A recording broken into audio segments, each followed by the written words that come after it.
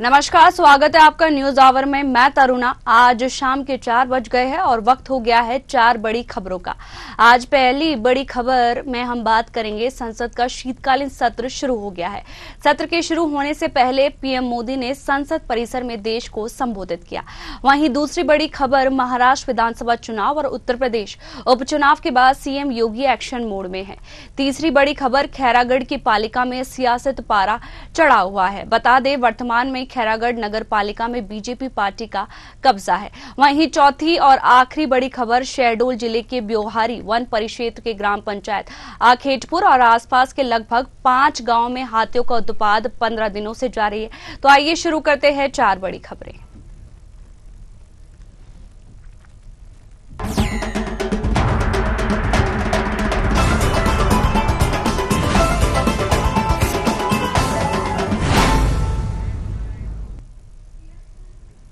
संसद का शीतकालीन सत्र शुरू हो गया है। सत्र के शुरू होने से पहले पीएम मोदी ने संसद परिसर से देश को संबोधित किया। पीएम मोदी ने कहा कि शीतकालीन सत्र है और माहौल भी शीत ही रहेगा। 2024 का ये अंतिम कालखंड चल रहा है। देश उमंग और उत्साह के साथ 2025 के स्वागत की तैयारियों में लगा हुआ है। संसद का ये सत्र अनेक प्रकार से विशेष है। सबसे बड़ी बात है कि हमारे संविधान की यात्रा का 75वें साल में प्रवेश अपने आप में लोकतंत्र के लिए एक बहुत ही उज्जवल अवसर है। पीएम मोदी ने कहा कि बार बार विपक्ष से आग्रह करता हूं, जिनको जनता ने नकार दिया है वे अवरोध पैदा करते हैं। मैं आशा करता हूं नए लोगों जिनके पास नए विचार और ऊर्जा है, विश्व भारत की ओर देख रहा है।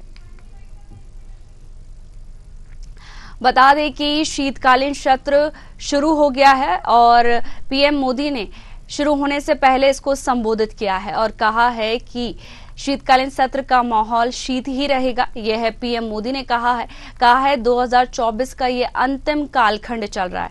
साथ ही देश में उमंग और उत्साह के साथ 2025 के स्वागत की तैयारियों में लगा हुआ हूं। साथ ही उन्होंने कहा कि संसद का ये सत्र अनेक प्रकार से विशेष है। वहीं हमारे संविधान की यात्रा का 75वें साल में प्रवेश और लोकतंत्र के लिए एक बहुत ही उज्जवल अवसर है। वहीं इस खबर पर हमारे साथ ज्यादा जानकारी के लिए राजनीतिक विश्लेषक मनीष अग्रवाल जी जुड़ गए हैं। मनीष जी, आपका बहुत बहुत स्वागत है न्यूज आवर पर। जैसे कि आज से जो शीतकालीन सत्र है वो शुरू हो गया है और शुरू होने से पहले पीएम मोदी ने उसको संबोधित करा है और साथ ही कहा है कि देश और उज्जवल भविष्य की कामना 2025 की तैयारियां जो है तेज हो गई है। अरुणा जी, देखिए, लोकतंत्र की खूबसूरती है कि 23 तारीख को रिजल्ट आए। एक राज्य में भाजपा जीती है, एक राज्य में इंडिया गठबंधन जीता है। उसी तरीके से आज से जो सत्र शुरू हुआ है, प्रधानमंत्री जी ने ये आह्वान करा है कि जनता को दोनों ने जिम्मेदारी दी है। बहुत जल्दी अभी 23 तारीख को जिम्मेदारी दी है, तो जनता ये चाहती है कि वो लोग जनता की जिम्मेदारियों को, जनता के मुद्दों को लेके लोकसभा में, राज्यसभा में आए, उस पर डिस्कशन करें और जनता के हितों में निर्णय लिए जाए। लेकिन विपक्ष की एक पॉलिसी होगी है, विपक्ष अवरोध करता है, एक स्ट्रैटेजी बना के आता है, जनता के हितों पे डिस्कशन नहीं होने देता, उन्हें सरकार तक पहुंचने नहीं देता। जब वो सरकार से सवाल ही नहीं करेगा, विपक्ष डिस्कशन ही नहीं करेगा, तो सरकार की कमियां या अच्छाइयां जनता तक कैसे पहुंचेंगी। तो ये विपक्ष की जिम्मेदारी होती है कि वो सरकार के संग ज्यादा से ज्यादा इसमें डिस्कशन करे, वाद विवाद करे और उसके बाद जनता के हित के जो निर्णय है उन्हें लेने की कोशिश करें, ना कि सदन की कार्यवाही को रोकने की कोशिश करें। जी, जैसे मनीष जी कि देखा जाता है कि जो जनता की समस्या है वो संसद के अंदर उठाई जाए। साथ ही आपने कहा कि जो विपक्ष है मजबूती के साथ अपनी बातें रखे। साथ ही कौन कौन से मुद्दों को लेकर शीतकालीन सत्र में बात हो सकती है? देखिए, सरकार की तरफ से जो मुद्दा है डिस्कशन का, वो वक्फ है मुद्दा डिस्कशन। आपकी जो मनीष जी आपकी आवाज है क्लियर नहीं आ पा रही है। मुझे लगता है कि विपक्ष जिन मुद्दों को लेकर चुनाव, करुणा जी, मुझे कि विपक्ष जिन मुद्दों को लेकर चुनाव में जाता है, जैसे कि बेरोजगार, महंगाई है, उसको इस पे डिस्कशन जाता है। जब लोकसभा का सत्र आता है, राज्यसभा का सत्र आता है, अब वो फिर मणिपुर पे आ जाते हैं, और दूसरे जो पूरी यहाँ कई चार नौकरी बेरोजगारी इसकी कोई जैसे ही खत्म होता है तो फिर वो चुनावों में लेके इसी मुद्दे हो जाते हैं। इसीलिए विपक्ष जो है वो बहुत ताकतवर नहीं हो पा रहा। भाजपा और अच्छे से और राज्यों को जीते तो विपक्ष को ये जो मुद्दे मिले वो सदन में सरकार को कि वो हमारी बातों को मान ले और जनता के हित में निर्णय ले। जी मनीष जी, देखा जा सकता है कि बहुत तो जी वो हार लक्ष्मी जी, जैसे कि बहुत सारे मुद्दे हैं जो शीतकालीन सत्र में उठ सकते हैं। साथ ही पीएम मोदी ने कहा है कि जो शीतकालीन सत्र है वो शीत की तरह ही रहेगा।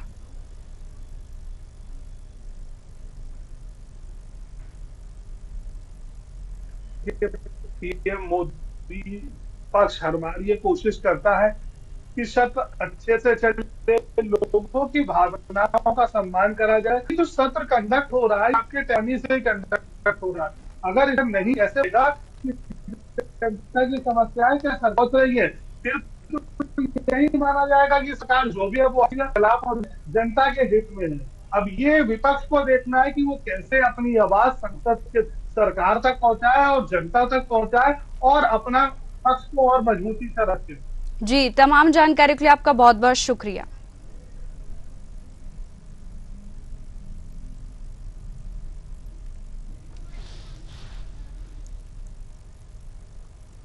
महाराष्ट्र विधानसभा चुनाव और उत्तर प्रदेश उपचुनाव के बाद सीएम योगी एक्शन मोड में है। सीएम योगी गोरखपुर में अखिल भारतीय विद्यार्थी परिषद के कार्यक्रम में शामिल हुए थे और बाटला हाउस का उल्लेख करते हुए धर्मांतरण पर करारा प्रहार किया था। इसके दूसरे दिन सीएम योगी बनारस के यूनिवर्सिटी में शामिल हुए और इससे पहले सीएम योगी ने गोरखपुर में ही जनता दरबार लगाया था। इस दौरान मुख्यमंत्री योगी वहां पहुंचने वाले लोगों से मुलाकात की, उनके पास जाकर उनकी समस्याएं सुनी। साथ ही सीएम योगी आदित्यनाथ ने गोरखनाथ मंदिर गौशाला का भी दौरा किया। मुख्यमंत्री योगी आदित्यनाथ ने समस्याओं को लेकर गोरखनाथ मंदिर पहुंचे और लोगों से खुद बात की और कहा कि परेशान होने की आवश्यकता नहीं है, सभी की समस्याओं का समाधान हम कराएंगे। सीएम ने जन दर्शन के दौरान भू माफियाओं के खिलाफ सख्त कार्रवाई के निर्देश भी दिए हैं। वहीं इस खबर पर ज्यादा जानकारी के लिए हम आपको बता दें कि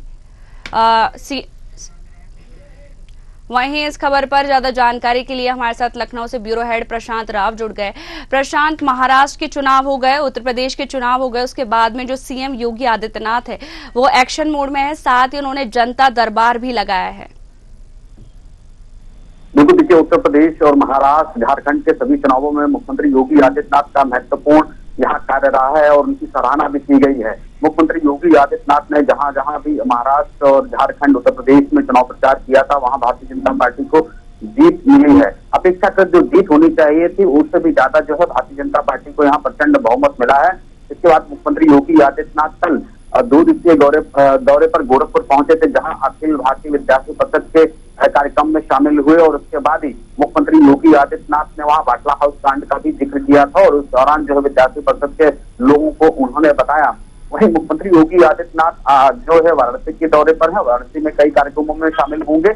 आज भी वहां जो कॉलेज है उसके 115वें स्थापना दिवस पे आज जो है मुख्यमंत्री योगी आदित्यनाथ वहां शामिल हो रहे हैं। निश्चित तौर से मुख्यमंत्री योगी आदित्यनाथ का दौरा आज का महत्वपूर्ण इसलिए भी है कि आगामी समय में प्रधानमंत्री नरेंद्र मोदी का प्रस्तावित वाराणसी दौरा है, उसको लेकर भी अधिकारियों से आज विचार विमर्श होगा। तैयारियों को लेकर तमाम जो दिशा निर्देश मुख्यमंत्री योगी आदित्यनाथ करेंगे, क्योंकि कुछ समय बाद ही जो प्रधानमंत्री नरेंद्र मोदी का प्रयागराज की धरती पर आगमन होने वाला है, जहां महाकुंभ प्रयागराज 2025 की तैयारियों को मुख्यमंत्री योगी आदित्यनाथ के साथ वहां जायजा लेंगे। प्रधानमंत्री का आगमन प्रयागराज के साथ वाराणसी दोनों जगह प्रस्तावित है। ऐसे में मुख्यमंत्री योगी आदित्यनाथ का वाराणसी जाना और इन कार्यक्रमों में शामिल होना, साथ ही साथ कानून व्यवस्था की भी वो आज समीक्षा बैठक करेंगे। और देखिए मुख्यमंत्री योगी आदित्यनाथ ने जनसभाओं की बात की जाए, जो उनकी जनसभाएं रही हैं वो सभी जगह महत्वपूर्ण रही। जनता ने उनके जो नारे बटेंगे तो कटेंगे को स्वीकार किया है, चाहे वो झारखंड रहा हो। महाराष्ट्र में जिस तरीके से मुख्यमंत्री योगी आदित्यनाथ की जनसभाएं लगी थी वहां प्रचंड बहुमत देखने को मिला है। झारखंड में भी मुख्यमंत्री योगी आदित्यनाथ की जहां भी रैलियां हुई वहां भारतीय जनता पार्टी के प्रत्याशी जीते हैं। उत्तर प्रदेश में भी 9 सीटों में से 6 भारतीय जनता पार्टी, 1 गठबंधन, कुल मिला के 7 सीटें यहाँ मुख्यमंत्री योगी आदित्यनाथ के नेतृत्व में जीती गई हैं। तो देखिए, मुख्यमंत्री योगी आदित्यनाथ ये सब जो कार्य कर रहे हैं वो जनहित में है। इसके साथ ही सबसे महत्वपूर्ण है कि जब भी मुख्यमंत्री योगी आदित्यनाथ गोरखपुर जाते हैं तो जनता दर्शन का कार्यक्रम जरूर रखें।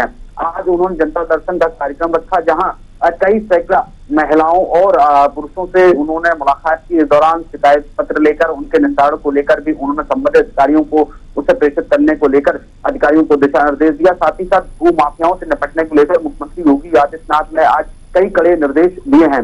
निश्चित तौर से देखिए, मुख्यमंत्री योगी आदित्यनाथ के जनता दरबार में भारी संख्या में भीड़ उमड़ती है।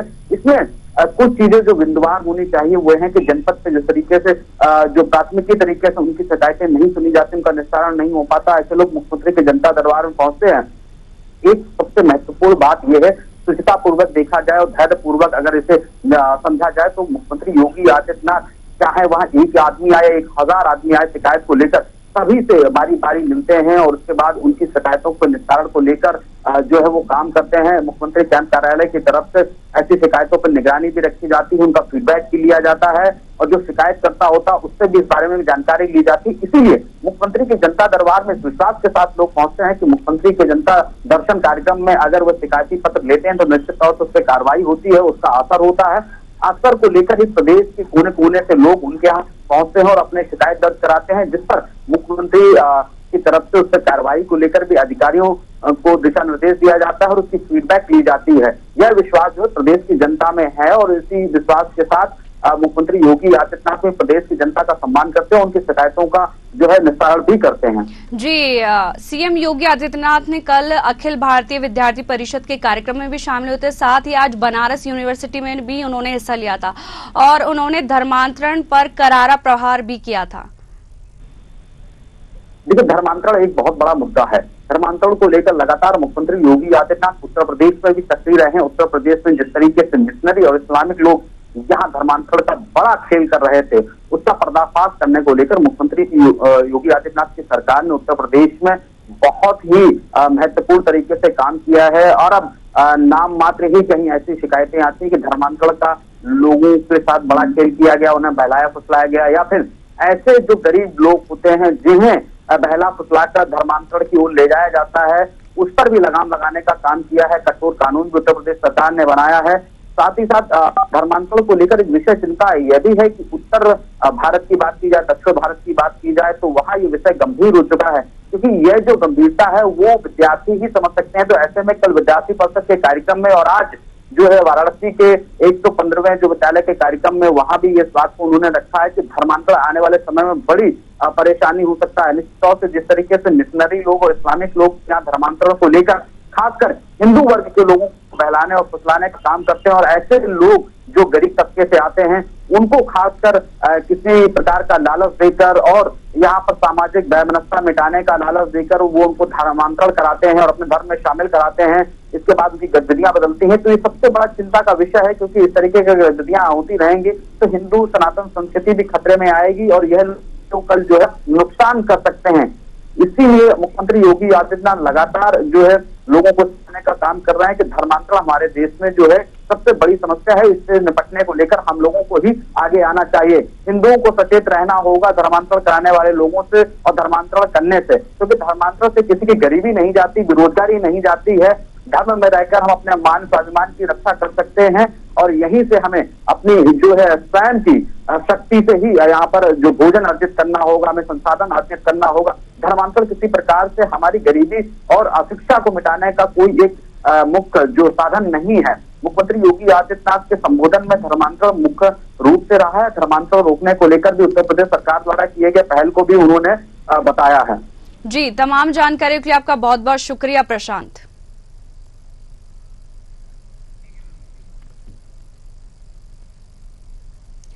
खेरागढ़ की पालिका में सियासत पारा चढ़ा हुआ है। बता दें कि वर्तमान में खेरागढ़ नगर पालिका में बीजेपी पार्टी का कब्जा है। तत्कालीन अध्यक्ष शैलेंद्र वर्मा सहित कांग्रेस पार्टी के 2 पार्षद सुमित टांडिया, दिलीप राजपूत द्वारा कांग्रेस पार्टी का दामन छोड़कर बीजेपी पार्टी में शामिल हो चुके हैं, जिसके बाद से खेरागढ़ नगर पालिका की अध्यक्ष की कुर्सी कांग्रेस पार्टी के हाथ से छूटकर बीजेपी पार्टी के कब्जे में हो गई है। विधायक प्रतिनिधि मनराखन देवांगन के भ्रष्टाचार के सभी आरोपों को सिरे से खारिज करते हुए बीजेपी पार्टी के वार्ड पार्षद रेखा गुप्ता के पति ने विकेश गुप्ता ने पूरे मामले में कहा, विष्णुदेव साई की सरकार को बदनाम करने व बीजेपी पार्टी को बदनाम करने इस तरह से मीडिया में विपक्ष अफवाह फैला रही है।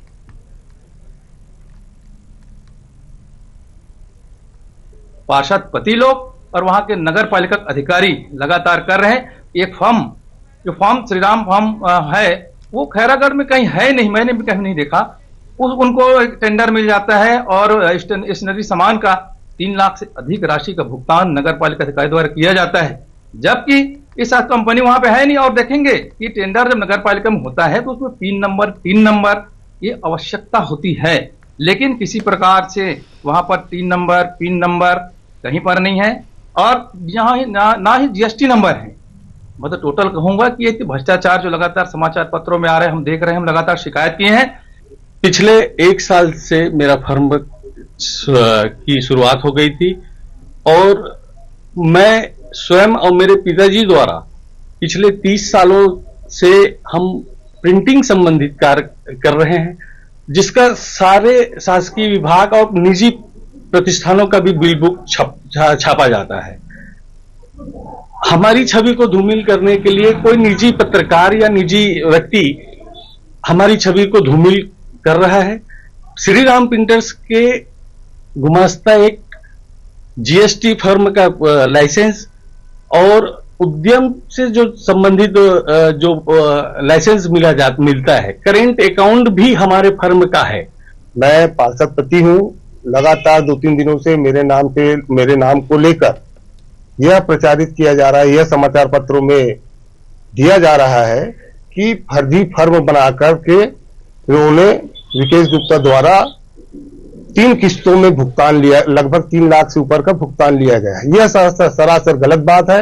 आप इस बारे में जानकारी नगर पालिका परिषद के अकाउंटेंट से जाकर पता कर सकते हैं कि किनके नाम से कहां जारी हुआ है, किनके करंट अकाउंट में गया है पैसा। वहीं इस खबर पर ज्यादा जानकारी के लिए हमारे साथ खेड़ागढ़ से संवाददाता नितिन कुमार जुड़ गए हैं। नितिन, खेड़ागढ़ का मामला है और देखा जा रहा है कि नगर पालिका पर भ्रष्टाचार के आरोप लगे हैं, क्या है पूरा मामला? जी तरुणा, मैं आपको बता दूं कि ये लगभग 1 महीने से लगातार विपक्ष के द्वारा नगर पालिका में जब से भाजपा की सत्ता सरकार बैठी है तब से इनके द्वारा लगातार नगर पालिका के कार्यों पर आरोप लगाया जा रहा है, भ्रष्टाचार का आरोप लगाया जा रहा है, जहां पर इस बार फिर नगर पालिका सरकारी पारा वार्ड के एक पार्षद पति के ऊपर लगभग 3 लाख रुपए का आहरण किए जाने का आरोप विधायक खैरागढ़ विधायक प्रतिनिधि मराठन देवांगन के द्वारा लगाया गया है, जिस पर हमने पूरा कवरेज किया, जिस पर ये बातें खुलकर सामने आई हैं कि निविदा जो जारी किया गया था स्टेशनरी के लिए नगर पालिका के द्वारा, जिसमें जो कम भाव पत्र जो प्राप्त हुआ है नगर पालिका को, जैसा डिविजन क्लर्क मनोज शुक्ला ने बताया है कि उसके अनुसार ही दिनेश गुप्ता को प्रिंटिंग जो श्रीराम प्रिंटिंग के नाम से जिनका फर्म है, जिनकी जीएसटी भी है करके बताया गया है, 3 नंबर जीएसटी नंबर गुमास्ता और उनके फर्म जो है तुलकारी पारा में स्थित ऐसा करके उनके द्वारा जानकारी दिया गया है। और साथ ही साथ 42,000 रुपए का जो है इनके द्वारा स्टेशनरी का बिल दिया गया है और लगभग प्रिंटिंग के लिए और जो है लगभग 2 लाख से ऊपर का भुगतान किया गया है। पूरे मामले में देखा जाए तो नगर पालिका के द्वारा जो बताया जा रहा है जानकारी, तो सिरे से विपक्ष के द्वारा जो आरोप लगाया गया है वो निराधार लग रहा है। तरुण जी, देखा गया है कि जो सरकार है उसको भी साथ ही घेरा जा रहा है, यहाँ पे सीएम विष्णुदेव सरकार को घेरा जा रहा है, साथ ही अभी इस पर कोई कार्रवाई की गई है अभी तक? नहीं तरुणा, इस पर अभी तक कोई कार्रवाई नहीं किया गया है। हमने डीलिंग क्लर्क मनोज शुक्ला से जब बात की तो बोले कि संबंधित फर्म के द्वारा आवश्यक दस्तावेज समय पर उन्होंने जमा कर दिया कार्यालय में और ऐसा कोई अपराध बनता ही नहीं है जिस पर कार्रवाई किया जाए। किंतु लगातार खैरागढ़ नगर पालिका क्षेत्र के कांग्रेसी जो हैं वो लगातार आरोप लगा रहे हैं, भ्रष्टाचार के आरोप लगा रहे हैं, जिस पर एक तरह से देखा जाए निराधार आरोप है, जिसकी पालिका खुद पुष्टि कर रही है कि इस तरह से कोई भी अपराध या भ्रष्टाचार नहीं हुआ है जिस पर कार्रवाई किया जा सके। जी, तमाम जानकारियों के लिए आपका बहुत बहुत शुक्रिया।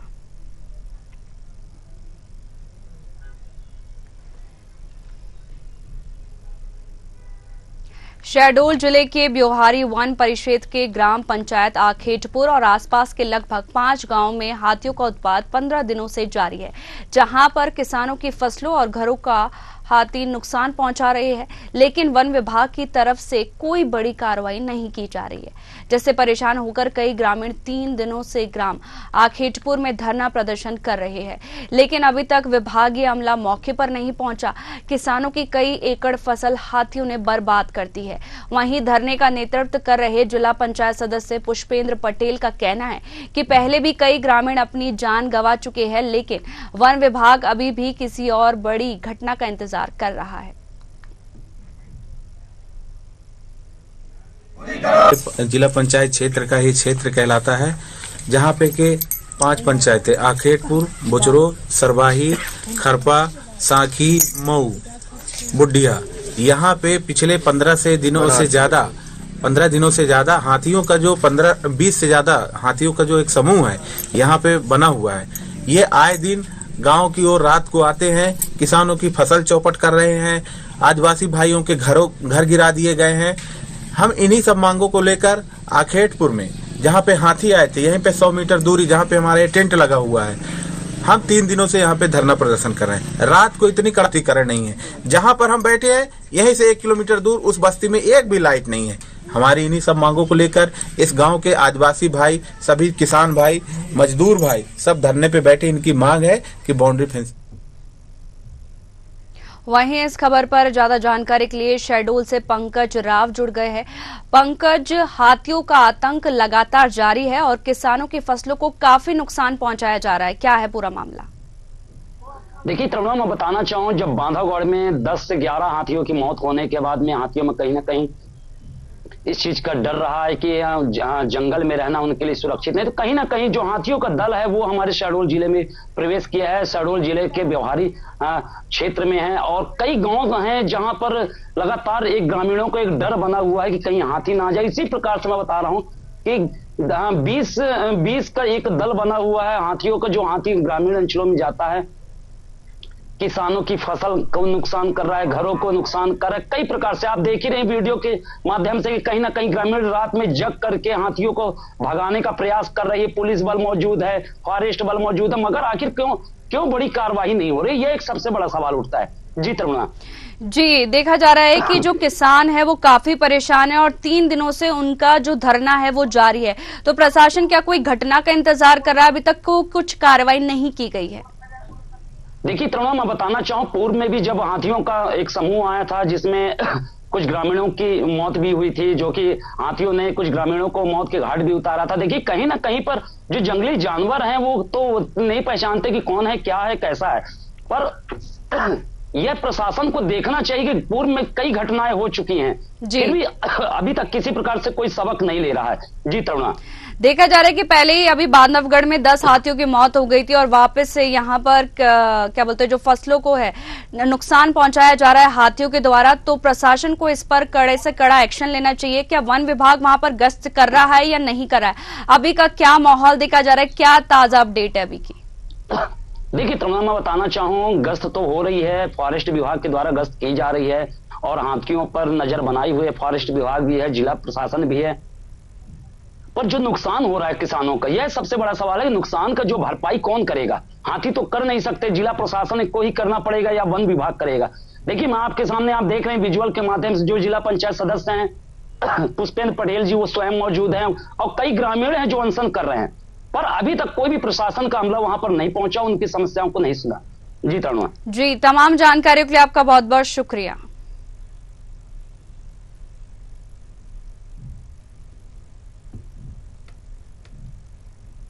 फिलहाल इन 4 बड़ी खबरों में इतना ही। बने रहिए न्यूज़ आवर के साथ। नमस्कार।